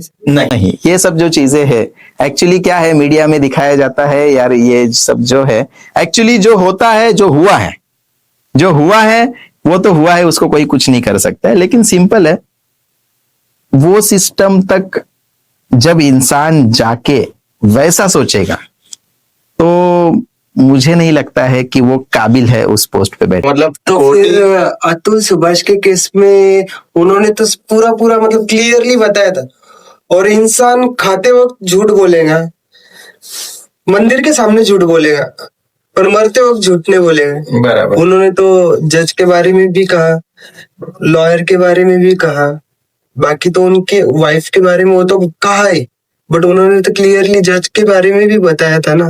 तो वही, वो तो रिसेंट केस है। वही चीज मैं आपको बता रहा हूँ। देखो क्या हो गया, वो अतुल जी के केस में भी क्या सिंपल से मुझे एक ही बात बोलनी है, मैं फिर से वो लाइन हाईलाइट कर रहा हूँ, कॉन्स्टिट्यूशन के सामने कोई भी औरत या कोई भी पुरुष सेपरेट नहीं है। जैसे लॉ औरत के लिए है वैसे लॉ जेंट्स के लिए भी है, पुरुष के लिए भी है। तो सिंपल चीज है, आपको फाइट करने के लिए यदि आप पीछे हट जाओगे या फिर कोई भी केस का, अभी अतुल जी के केस के बारे में ही हम बोलेंगे, तो मतलब सुसाइड करके मैटर खत्म हुआ क्या, या फिर उनको शिक्षा मिली क्या?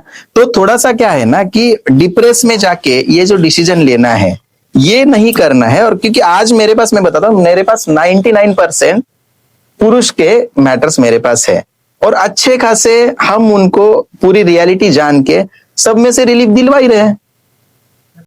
तो मैं कोई मंदिर में गया है, कुछ प्रे किया और मुझे भगवान ही बोला तू उधर जा, तेरा उधर काम हो जाएगा, काय को इधर मेरे सामने प्रे कर रहा। उनको जज ही नहीं बोला कि तू सेटल कर ले बाहर, तो मतलब हम उम्मीद तो उनसे करेंगे ना, और वही ऐसे बोल दे तो फिर मतलब इंसान के पास ऑप्शन नहीं रहते हैं ना। बराबर है। आप अभी काफी मैटर में ऐसा होता है, इसलिए तो मैंने बोला ना कि जो 2 नंबर वाली हमारी बात चालू थी कि महिलाएं 2 नंबर का काम करते हैं, तो कुछ महिलाएं इस कैटेगरी में आती है।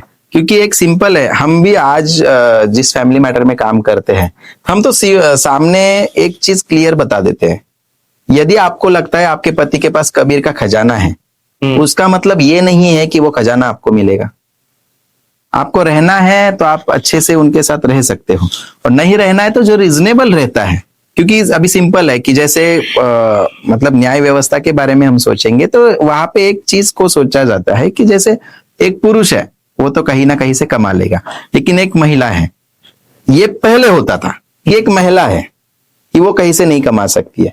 लेकिन आज आपने देखा होगा रिसेंटली जजमेंट्स भी है, सुप्रीम कोर्ट ने भी इस चीज को एग्री किया है कि बहुत सारी महिलाएं जो है ना फॉल्स एफआईआर कर रहे हैं।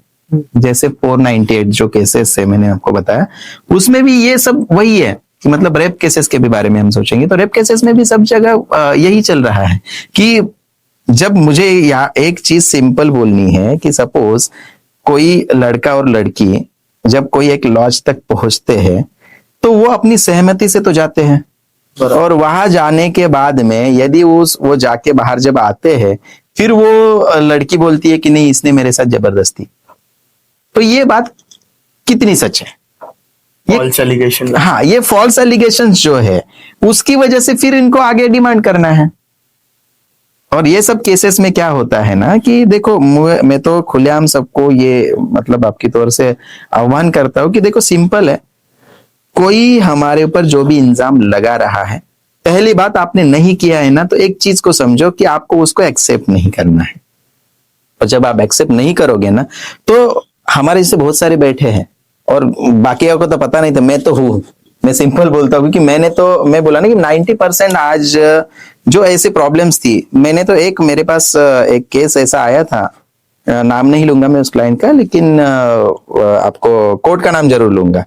बेलापुर कोर्ट में ही मियां बीबी के झगड़े थे, और जो पॉस्को जो छोटे बच्चों का लैंगिक अत्याचार का जो एक्ट है 354, तो उसमें एक जो मियां बीबी थे 2 साल वो उसकी औरत उनके घर पे रही थी, मतलब उसके मायके में, और इसको लड़की लड़के दोनों थे।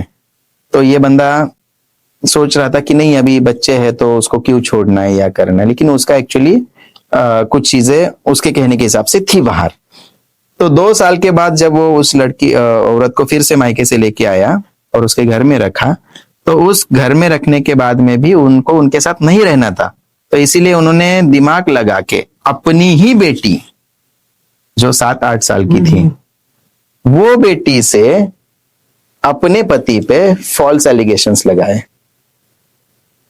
पॉस्को के वो थीम में जो बैठता है, बिकॉज वहां पे पॉस्को में रिलीज आपको नहीं मिलता है, रिलीफ नहीं है उसमें। जो एलिगेशंस होती है तो आपको वो बाद में देखा जाएगा सच था नहीं था ये सब, तो आपको उस समय तुरंत अरेस्ट ही करते हैं। बहुत सारे इसमें जो है उसमें आपको छुटकारा नहीं है, पॉस्को में तुरंत हाँ, तो उनको जब अरेस्ट किया गया तो वो उनका मैटर मेरे पास आया था।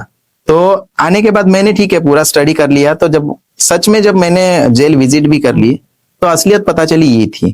तो आफ्टर उनको जब अरेस्ट किया था, आफ्टर चार्जशीट मैंने बेल दे के उनको रिलीफ दिलवाया, क्योंकि वो चीज यदि वो बंदे के साथ में अच्छे से खड़ा रह के प्रेजेंट नहीं कर पाता सामने, तो 20 साल वो बंदा अंदर ही रहता। 20 साल की सजा है। जो भी अभी फॉल्स एलिगेशन लगते हैं, डाउरी केसेस लगते हैं, यस 498। हाँ, तो इससे मतलब फर्स्ट स्टेप क्या है? कैसे बचेगा मतलब हमारा यूथ? हाँ, अभी हमारे यूथ को बचना है तो सिंपल है। देखो, मुझे एक ही बात बोलना है कि हमको कुछ चीजें थोड़ी सी समझ में आनी चाहिए। जैसे शादी करके आप किसी को घर में लेके आते हो, अभी इसी पे एक यहाँ का मैटर बताता हूँ। कल्याण में एक मैटर सेम है ऐसा। दोनों का प्यार हुआ और घर वाले मना कर रहे थे, तभी भी शादी किया। शादी करके उन्होंने एक फ्लैट लिया दोनों के नाम पे। वो भी अच्छा खासा कमाती है, वो भी अच्छा खासा कमाता है। लेकिन अभी वो, जब से वो लड़की घर में आई है तब से वो, मतलब अभी लव मैरिज हो गया है, तो आप दोनों एक दूसरे पर ट्रस्ट करना चाहिए या नहीं करना चाहिए? क्योंकि लव मैरिज करके आए, लव मैरिज किया, तभी भी वो लड़की ने डे 1 से उसके खिलाफ प्रूफ जमा करना स्टार्ट कर दिए। डे वन से। और शादी को 2 महीने भी कंप्लीट नहीं हुए, उसने उसके ऊपर डोमेस्टिक वायलेंस 498 करा दिया। अच्छा, इसका तो लड़के की गलती उस केस में क्या है, ये मैं क्लियर कट बोलता हूं। जब, मुझे सिंपल बात है कि जब लड़की आपके ऊपर ट्रस्ट नहीं कर रही है, तो आप लड़की के ऊपर ट्रस्ट क्यों कर रहे हो? कुछ केसेस में ऐसा होता ही है, क्योंकि जब लड़का लड़की के ऊपर ट्रस्ट कर रहा है, लड़की लड़के के ऊपर नहीं कर रही है, तो उसके खिलाफ सारे प्रूफ जमा कर लेती है। तो आपको भी कुछ चीजें रिकॉर्डली रहनी चाहिए ना आपके पास। क्योंकि अभी सीन था, अभी उनको, उस लड़के को उसने मारा भी, इतना मारा कि उसका हाथ भी फ्रैक्चर हो गया, और तभी भी ये लड़का पुलिस स्टेशन में जाके उसके खिलाफ एफआईआर नहीं दे रहा है, उसके खिलाफ दर्ज नहीं कर रहा है। तो गलती लड़की भी तो है ना। तो जो हम बोल रहे हैं ना कि ये जो फॉल्स एफआईआर हमारे खिलाफ होते हैं, तो देखो अभी तो 498 हुआ भी, तो आपको रिलीफ है। आपको सामने पुलिस स्टेशन में बुलाते हैं, आपको पूछते हैं कि क्या ये हुआ है कि 6 महीने में पुलिस स्टेशन को इन्वेस्टिगेशन करने का राइट्स दिया है। पहले ऐसा नहीं था, पहले एफआईआर हुई, जितने बंदों के नाम है सबको उठाओ, अंदर डालो, फिर पहले तुम लोग का अंदर डालने का, फिर आपका बेल लेने का, फिर आपको बाहर निकालो, ये सब होता था। लेकिन अभी क्या है कि 49, मुझे वो बोलना है कि 498 कोई सपोज अपने पे करता है, तो आपको एक चीज तो समझ में आनी चाहिए कि उसकी जो भी बिहेवियर चल रहा है, तो वो नोटिस तो करो। यदि आपको, सिंपल बात है कि वो घर में टिफिन नहीं बना रही है, तो आप पूछ भी तो सकते हो, आपको हरकतें तो पता चलेगी, तब तो कुछ रिएक्ट होगी। और जब ये सब चीजें हो रही है, तो आपका एक काम है, आपको नजदीक के पुलिस स्टेशन में जाके ये सारी चीजें नोटेड करके उनसे एक अर्जी उनके पास देनी है। ये सारा हाइड रहेगा? हाँ, ये सारा हाइड रहता है। क्योंकि एक आप एप्लीकेशन पुलिस स्टेशन में देते हो, तो क्योंकि जब वो महिला आपके खिलाफ जब करने जाएगी, तब वो बोलेंगे भाई ठीक है, देखो आप दे रहे हो, कोई बात नहीं है, लेकिन ये सारा भी उनके साथ हो गया है। ओके।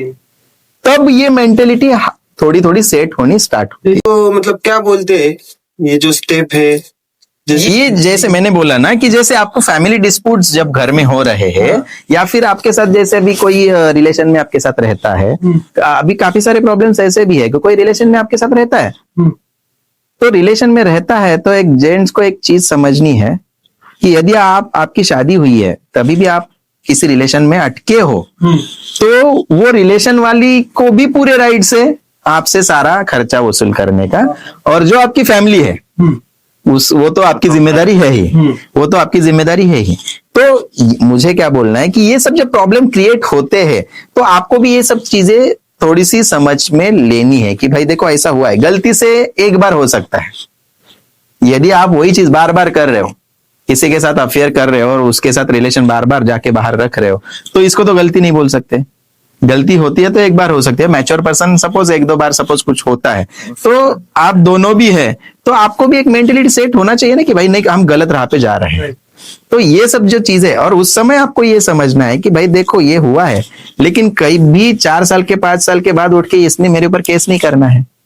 तो अंडरस्टैंडिंग में कुछ एमयू बनाओ, कुछ समझौता करार बना लो कि भाई देखो ऐसा ऐसा हुआ था हम लोग में, लेकिन आज के बाद ना तू मेरे फैमिली में दखल करेगी, ना मैं तेरे फैमिली में दखल करेगा। ऐसे कुछ पेपर्स बना लो, पेपर वर्क कर लो, क्योंकि क्या है, कानून को सबूत की जरूरत होती है, और जब तक आप वो सबूत नहीं दोगे, तब तक तो प्रॉब्लम आपके साथ क्रिएट होने ही वाले हैं। तो इसीलिए कि जो भी है, अभी मैंने बहुत सारे केसेस में ये देखा है कि जो महिलाएं होती हैं जिनके साथ सच में अन्याय हुआ है ना, उनके साथ तो मैं बोलता हूँ मैं हमेशा खड़ा हूं जिनके साथ अन्याय हुआ है। लेकिन कुछ महिला ऐसी है ना, किसी के कहने पे या फिर खुद एजुकेटेड है, नॉलेज है कि ऐसे करेंगे तो क्या होगा, वैसे करेंगे तो क्या होगा, ये सोच के जब महिलाएं किसी के ऊपर फॉल्स एफआईआर कर देती हैं, तो ऐसे पुरुष मैंने देखे हैं, उन्होंने करने के बाद भी ये बोलते नहीं सर जाने दो, उनके ऊपर एलिगेशंस नहीं करने। तो भाई देखो, जब सच में उन्होंने आपके साथ जो किया है वो कोर्ट के सामने नहीं आएगा तो भाई आपको रिलीफ नहीं मिलेगा, क्योंकि अभी वो जमाना गुजर चुका है।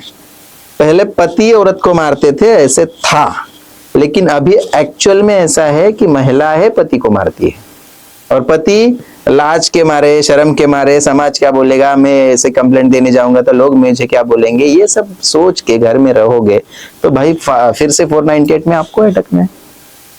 तो आपको यदि लगता है आपके साथ गलत हो रहा है, सिंपल है कि अभी आपकी औरत आपको मार रही है और आप बोल रहे कि नहीं नहीं मैं कैसे बोलने जाऊं, मेरे घर वाले क्या बोलेंगे, ये क्या करेंगे, तो भाई देखो गलती आपकी है। क्योंकि देखो, मैं फिर से वो बात बोलूंगा, हाईलाइट वो चीज करूंगा कि जो पहले सिस्टम के पास आता है वो गुनहगार 90% कम होता है। नहीं बोल सकते, क्योंकि अभी यदि किसी ने किसी का मर्डर किया और जाके बोल रहा है कि मैंने मर्डर किया, तो भाई वो तो गलत है ना। तो ये सारी जो चीजें है, तो लेकिन ऐसे फैमिली मैटर्स के जो इश्यूज होते हैं ना, उसमें ये जो छोटी छोटी चीजें हमें लगती है कि ये मायने नहीं रहती है, बट वो मायने रहती है। ये 498 मेंस एंड वुमेन्स के लिए, दोनों के लिए सेम होता है। 498 वुमन कर सकती है अपने ऊपर, जेंट्स के ऊपर। और मैन का? मेन हमारे ऊपर सिंपल है, हम महिलाओं के ऊपर ऐसा कोई पर्टिकुलर केस नहीं डाल सकते, ठीक है। जैसे कि सपोज अभी उनका क्या है कि महिला संरक्षण जो डोमेस्टिक वायलेंस का जो एक्ट है, उसके हिसाब से हम उसकी मेंटली हरेसमेंट भी करेंगे तो भी वो मेंशन कर सकते हैं। तो ये सारी जो चीजें हैं उनको सारा अभी एक फ्रेमिंग हो गया है। तभी हम पुरुष संरक्षण कायदा लागू होने के लिए हम खुद काम कर रहे हैं। हम क्योंकि अभी सिंपल है, देखो अभी कुछ प्रिजम्पशन कुछ चीजों में है, जैसे मैंने आपको बोला पोस्को की बात, डोमेस्टिक वायलेंस की बात, प्रिजम्पशन है उसमें, मतलब महिला ने बोला तो हो गया। वहां पे कोई मेडिकल मैंडेटरी नहीं रहता है, कोई विटनेस मैंडेटरी नहीं रहता है। उन्होंने बोला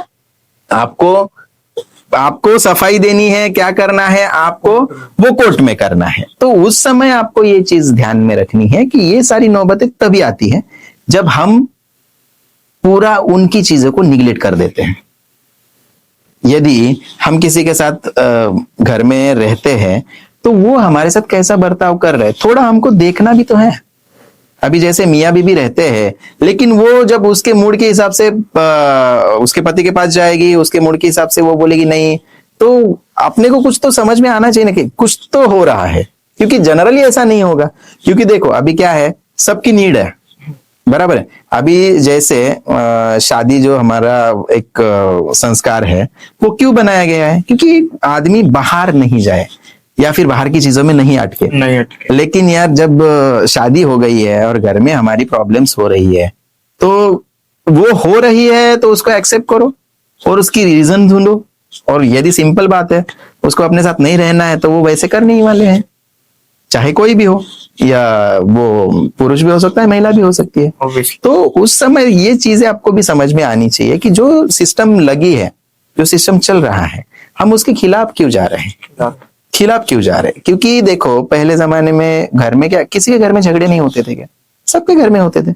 लेकिन पहले जमाने में लड़की की माता पिता कभी लड़की को नहीं बोलते थे कि कुछ भी हुआ तो तू वहां नहीं रुकने का, तो चलिए आना हमारे घर में। लेकिन आजकल ज्यादातर ये जो प्रॉब्लम्स बढ़ रही है, ये एक्चुअली मियाँ बीबी सेपरेट रहते हैं, तो सेपरेट रहने के बाद इनका इंटरफेरेंस उनके घर में रहता है। तो मुझे क्या बोलना है कि जैसे एक पति हो या पत्नी हो, जिनको इनसे बचना है, वो दोनों ने एक चीज ध्यान में रखनी है कि हमको हमारे ससुराल में कितना ध्यान देना है और हमारे मायके में कितना ध्यान देना है। हमारे मायके वालों से कितना सुनना है और हमारे ससुराल वालों से कितना सुनना है। क्योंकि क्या है ना, दोनों भी पति और पत्नी इन सब चीजों में अटकते हैं, और जब इन सब चीजों में ये अटकते हैं तब नौबत आती है डिवोर्स तक। डिवोर्स की। क्योंकि क्या है, ये बोलता है आप मेरे फैमिली के बारे में बोल रहे हो, वो बोलते हैं आप मेरे फैमिली के बारे में बोल रहे हो। सिंपल बात है, बहुत सारे डिवोर्स केसेस में तो प्रॉब्लम इनके नहीं है, प्रॉब्लम इनके घर वालों के। घर वालों। तो भाई आपको भी ये चीज समझनी है, और बड़े बुजुर्गों को भी एक चीज समझनी है कि देखो आपने कुछ चीजें सोच समझ के की है तो उनको निभाने दो। आजकल ऐसे वो उन खुद ने स्ट्रगल किया हुआ रहता है उनके माँ बाप ने, बट उनके बच्ची को स्ट्रगल भी नहीं करना है और तू अच्छे से रहे, मतलब ये एग्जैक्टली चीज को आप जो स्ट्रगल की बात कर रहे हो, पहले जमाने में स्ट्रगल मतलब एक्चुअल स्ट्रगल था। Actual sir. मतलब घर में 15-20 लोग रहते थे, वहां जाके इस एक बंदी को सबका खाना बनाना पड़ता था, घरवार उनका सब कुछ संभालना पड़ता था, ये सब चीजें होती थी। आज के जमाने में मियाँ बीबी रहते हैं और उसमें भी उसके मम्मी को, जिसने ये सब कुछ किया है, उसको लगता है कि नहीं नहीं मेरी बेटी क्यों करेगी। और ये क्यों हो रहा है, क्योंकि अब सब कमाने जा रहे हैं, तो सबका माइंड सेट है इंडिपेंडेंट हो रहे। हाँ, सबका माइंड सेट है। घर वालों का जब लड़की का शादी करके उस घर में देते हैं तब उनका माइंड एक सेट है कि हमारी बेटी कमा रही है तो हमारी बेटी तुम्हारे घर में आके रोटी नहीं बनाएगी। तो क्या है ना, ये एक दूसरे को एडजस्ट करना जो है वो हम भूल गए हैं। और इस सब में क्या है, सबका ईगो बाहर आता है कि मैं क्यों करूं। बेटे की रिस्पॉन्सिबिलिटीज बेटीज को निभाने दो, बेटे की बेटे को निभाने दो। सिंपल कि लड़की को लड़की की रिस्पॉन्सिबिलिटी निभाने दो, लड़के को लड़के की रिस्पॉन्सिबिलिटी निभाने दो। जैसे लड़की है तो लड़की को अपने थोड़ा हम उस बात पे भी डिस्कस करते कि जो हिस्से की बात होती है, तो लड़की बोलती है मुझे हिस्सा चाहिए, ठीक है, या फिर लड़का बोलता है मुझे हिस्सा चाहिए। लेकिन मैं दोनों को एक चीज बोलूंगा, मैं दोनों को एक चीज सजेस्ट करूंगा कि देखो, आप किसी का हिस्सा जब मांगने जाते हो तो पहले वो सारे सिचुएशन का भी तो स्टडी करो कि जैसे लड़के को हिस्सा चाहिए, लड़के को माँ बाप का हिस्सा चाहिए लेकिन माँ बाप नहीं चाहिए, ऐसी नौबत है, ऐसी नौबत है। तो लड़की को भी सपोज ऐसा है कि माँ बाप का हिस्सा चाहिए, तो मुझे एक ही बात बोलनी है कि लड़की को और लड़के को, आप यदि आपके माँ बाप को भी संभाल रहे हो, आप यदि आपके सास ससुर को भी संभाल रहे हो, आप यदि सभी को संभाल रहे हो, तो आपको अधिकार है वो सब आपको मिले, प्रॉपर्टीज, बराबर। लेकिन आज हम देखा जाएगा तो आज पूरा अलग है कि इसमें माँ बाप को संभालना तो नहीं है पर हिस्सा बराबर। बस माँ बाप जिंदा है तब तक ही उनके सामने हिस्से करने हैं, सब कुछ लेना है और उनके सामने बेच के खाना है और अय्याशी करनी है। तो ये सब जो हो रहा है तो उसके पीछे वही वजह है। तो क्योंकि सब जन अपनी अपनी रिस्पॉन्सिबिलिटी से भाग रहे हैं। हाँ। क्योंकि एक मतलब पुरुष, एक महिला, पुरुष को लगता है कि मुझे क्या करना है, मुझे कमा के पैसा लाके घर में देना, बाकी तू संभाल ले। और अभी सिचुएशन यहाँ भी खराब हो गई है, ये बोलती मैं भी तो कमाने जा रही हूँ, मुझे भी क्या करना है। जब आपकी माँ बाप को आपको ही तकलीफ नहीं समझ में आ रही तो मैं क्यों उनकी तकलीफ समझूं। तो ये सब चीजें हैं, क्योंकि सब जन अपनी रिस्पॉन्सिबिलिटी समझ लेगा ना। मुझे एक ही चीज बोलनी है कि जैसे माँ बाप का किसी को चाहिए, भले वो अपना लड़का हो या लड़की हो, यदि माँ बाप का चाहिए तो मुझे सिंपल कहना है दोनों को भी कि आप उनकी सारी रिस्पॉन्सिबिलिटी को पहले अपनाओ। क्योंकि देखो, आप जब छोटे थे, जब आप उनके पैर के ऊपर सुसु कर देते थे, उनके कपड़े पे खराब कर देते थे, क्या कभी तभी मारा उन्होंने, आपको पीटा? अभी तभी आप छोटे थे, आपको उन्होंने बड़ा किया। और आज सपोज आपके माँ बाप की उम्र हो गई है, वो बेड पे सुसु कर रहे हैं या फिर कहीं बैठ के खास रहे हैं, तो हमें वो सब चीजें एडजस्ट नहीं होती है। तो हम क्या करते हैं, नहीं नहीं इनको समझ में नहीं आता है, ये ऐसे क्या कर रहे हैं, ये क्या कर रहे हैं, वो कर। तो ये सब चीजें जो होती है ना, ये गलत है। क्योंकि देखो, ये सिस्टम है, अर्थ इज राउंड, इस राउंड में सबको जाना है। आज छोटा है तो कल वो बड़ा होने वाला है, बड़ा है तो भाई वो भी साइकिल में जाने वाला है। मतलब मिट्टी से जो आया है वो मिट्टी में जाने वाला है, तो उसमें कोई किसी को ये नहीं है। लेकिन आज क्या है ना, पहले जमाने में एक दूसरे को सपोर्ट करते थे, कोऑपरेट करते थे, लेकिन आज के जमाने में वैसा नहीं है। आज सबको लग रहा है कि नहीं, हमको ये प्रॉब्लम ही नहीं चाहिए। तो ये क्यों हुआ है, क्योंकि जो मैं बोला ना कि ये मियाँ बीवी वाली जो सिस्टम हो गई है, मियाँ बीवी वाली सिस्टम, ये बहुत खराब हो गई है। क्योंकि इसमें अभी हमें किसी से मतलब नहीं है, हमने शादी किया, हम दोनों अलग रहेंगे, हम हमारी दुनिया बसाएंगे। जैसे हस्बैंड और वाइफ है, अगर वो अपना समझदारी से अपने काम करे बराबर, अपनी फैमिली संभाले, तो क्या ये अच्छे से वर्क नहीं करेगा? अच्छे से वर्क होगा, और ये अच्छे से वर्क होगा ना तो मैं बोलता हूँ कि और प्रोग्रेस होगी। और होगा। और मैं तो हम उस सिस्टम को ही सपोर्ट करते हैं, हम उसी के साथ खड़े हैं, क्योंकि देखो हमको हमारी फैमिली भी बचानी है, और हमको आज ये शादी वाली सिस्टम है ये भी तो बचानी है।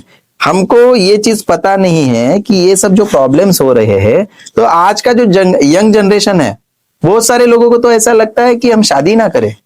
कौन फंसेगा इसमें? मुझे लगता है एजुकेटेड होना जरूरी नहीं है, मेंटली जो रहते हैं हमारा थिंक, उसको एजुकेशन देना बहुत जरूरी है। ये जो बोलते हैं ना कि मतलब इनका मेंटली जो सेट हो गया है कि नहीं, जैसे हमको सेपरेट रहना है, तो पहली बात यहां से शुरू होती है कि इनको जब समझ में आएगा और इनको जब खुद को एहसास होगा हमको साथ में रहना है, हमको अकेले नहीं रहना है। अभी क्या हो गया, हमको साथ में नहीं रहना, हमको अकेले रहना है। तो ये सबने फैमिली मैटर्स सॉल्व किए या देखे तो सबसे मेजर प्रॉब्लम क्या रहती है उनकी? फैमिली मेजर प्रॉब्लम मैंने फैमिली इश्यूज में वही देखे कि वो मियाँ बीबी के प्रॉब्लम्स वाले मैटर मेरे पास तो बहुत कम थे, लेकिन सराउंडिंग के, जैसे लड़के की बहन के ज्यादा इंटरफेरेंस है, या फिर लड़की के माँ के ज्यादा इंटरफेरेंस है नहीं तो फिर लड़की के जो जीजा होते हैं, मैटर्स की जो आप बात कर रहे, क्रिमिनल में तो ये प्रॉब्लम्स होती ही रहती है, क्योंकि क्या है, जिसको छुड़ाने जा रहे हो वो भी उसी कैटेगरी का है, और जो अपोजिशन में है वो भी उसी कैटेगरी का है।